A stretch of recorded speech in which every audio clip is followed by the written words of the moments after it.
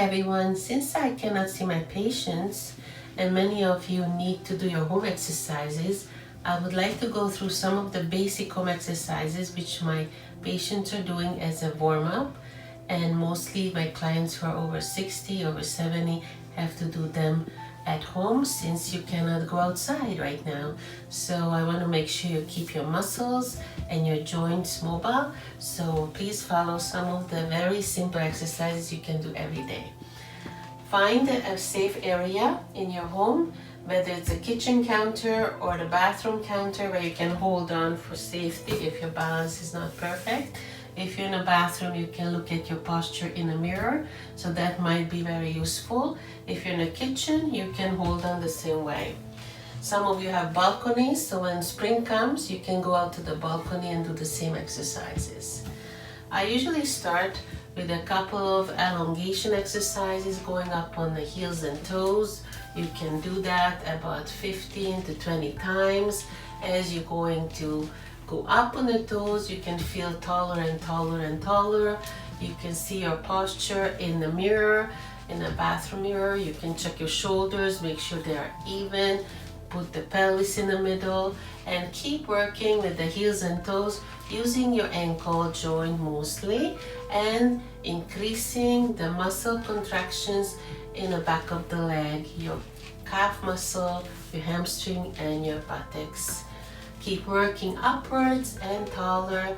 You can slow this down and add breathing to it. So inhale and grow all the way up and exhale and come down. Inhale and grow all the way up and exhale. And you can maintain the nice elongated posture as you're doing these exercises. You can also add a little bit more for your knee, kicking back. Make sure your knees are not going too far back so they're aligned with the other leg. So when you're kicking back, you're bringing the heel towards your buttocks. You squeeze your hamstrings and your bottom and maintain again the same nice tall elongated posture, breathing in and out very evenly. As you elongate, maintain the stable pelvis.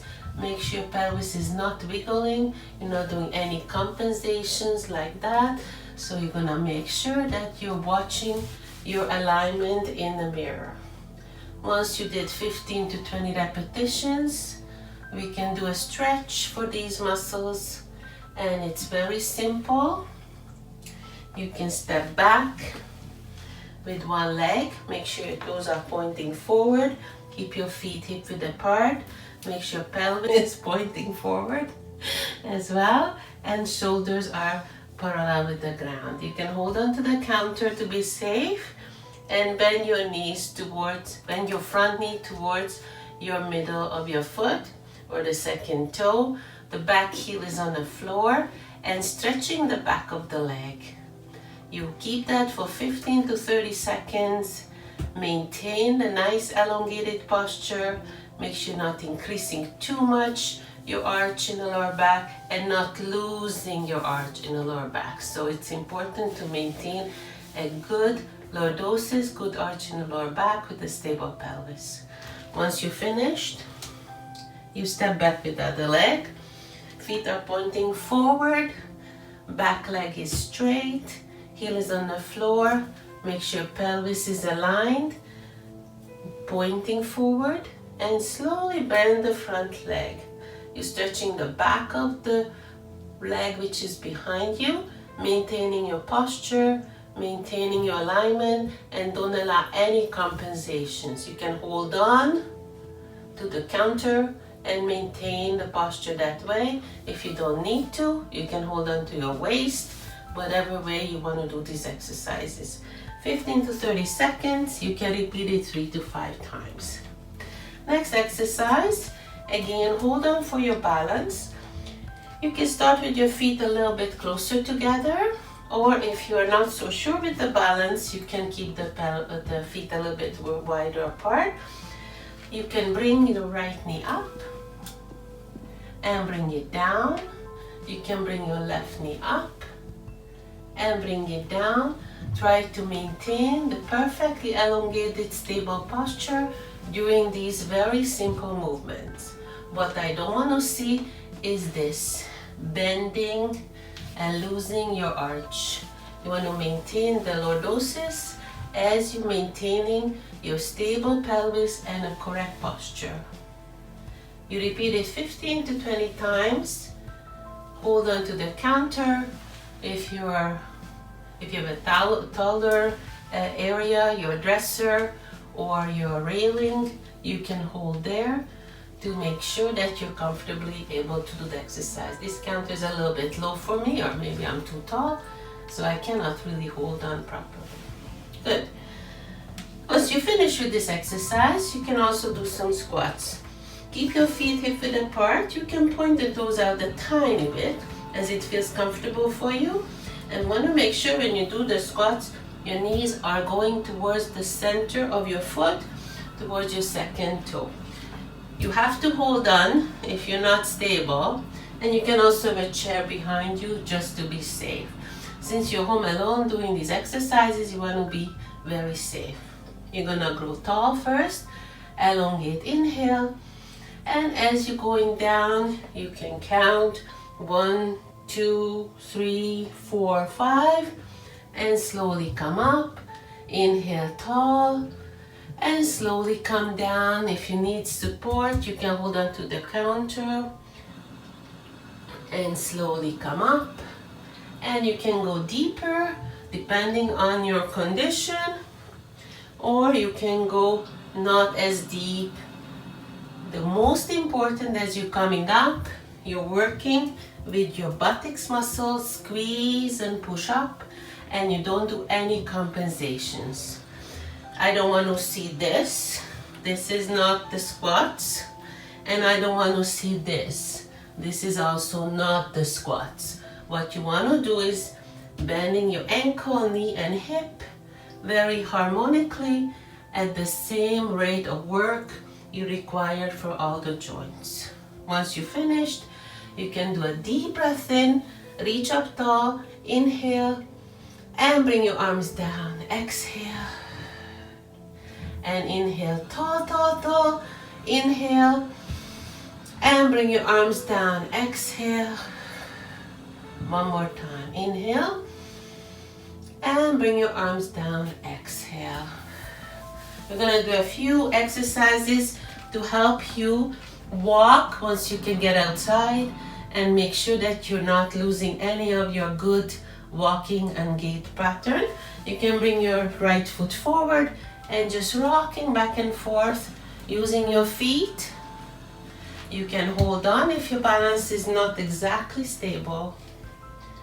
And you can also add a step back and forth depending on how much space you have. And switch your leg. Put your heel down, rock back and forth. Make sure you push off with the back leg. And using your ankles, using your legs to transfer yourself from the back leg to the front leg. You can add another step. Maintain a good elongated posture. Maintain the stable pelvis, the harmony between your ankles and your movement. Once you've finished, you can do a couple other exercises. You can bring your knee up and walk forward, and you can bring your knee up and walk backwards. You can elongate, maintain the good posture, land on the heel, and rock the ball of your foot backwards as you step back. Up with the heel, walking forwards, and again up with the knees, walking backwards. Good. You can also walk just normally along a long corridor or a hallway, and I really like walking backwards because during walking backwards you make sure that you're using the leg and the muscles properly. So you can do that. Other exercise which is very useful and easy to do, you can start side stepping, maintaining all the postural control between the pelvis and the shoulders, sidestepping from the hips. And as you're maintaining a good pelvis corrections and using your abductor muscles, you can develop a really good control of your pelvis here. So once you do a few steps, if you have a longer space, you can keep on going and maintain the shoulders leveled, pelvis stable with each step. Good. You can finish it up with another nice deep breath in and maybe a big circle down with your arms as you exhale. Inhale up and big circle down as you exhale. Inhale up and a big circle down as you exhale. So try to do these exercises every day. You can hold on to the counter. You can hold on to something stable, making sure you're safe.